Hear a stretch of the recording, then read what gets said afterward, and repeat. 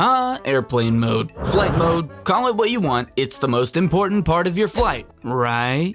Forget those vests you'll never use and the oxygen masks you'll probably never see drop down. But heaven forbid you forget to switch your phone to airplane mode, because that's where the real action is. The flight attendants go on about it like your phone is some kind of supervillain, ready to bring the plane down if you so much as leave the Wi-Fi on for a second. But could it really cause so much trouble? And will we forever be expected to comply when asked? Let's first look at what exactly airplane mode is. It's that little button on your phone we all love to hate.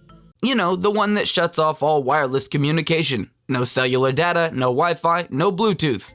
Once you hit it, your phone is basically downgraded to a fancy calculator that can take pictures of your in-flight snacks. You've been cut off from the world and it kinda sucks. The main reason behind it? Well, to stop your phone from sending out signals that might interfere with the airplane's systems. Sure, your one little phone isn't going to bring the plane down, but if everyone ignores airplane mode, it's like a crowded room full of people yelling over each other on different frequencies. Not nice. Well, it won't crash the plane, at least not directly. All that extra noise can make it harder for pilots to hear crucial messages from air traffic control, especially on older planes. The airplane's communication system is playing in frequencies that are just a little too close for comfort. Airplanes use the VHF, very high frequency band, specifically between 118 MHz and 137 MHz, to talk to air traffic control and other important systems. Meanwhile, your phone's out there using frequencies around 700 MHz to 2.7 GHz, desperately trying to latch onto cell towers like a clingy ex. While these ranges don't exactly overlap, they're close enough that your phone could cause interference. Studies have shown that interference from personal devices can mess with navigation systems, causing static and miscommunication. So even though it's not disastrous, it's annoying enough that the crew would rather not deal with your phone's frantic search for a signal. It's more about what your little mobile device could do rather than would do. So just keep it on, okay? And then there's the Wi-Fi confusion. You're told to turn off Wi-Fi when the plane takes off, but then they offer you in-flight Wi-Fi. What the flip, right?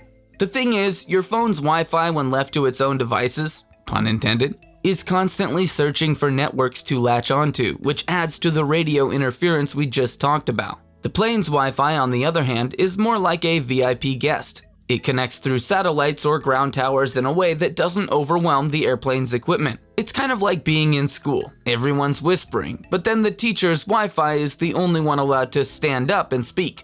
Keeps things orderly.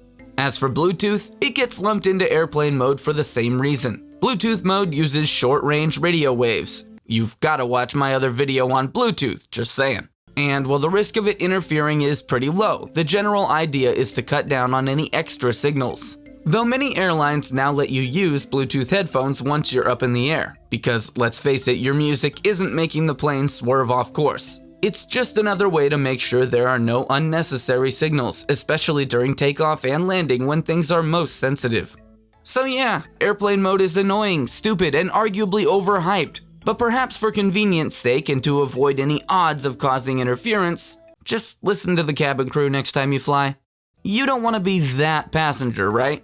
It's about keeping the airwaves clear and making sure that the plane stays focused on flying.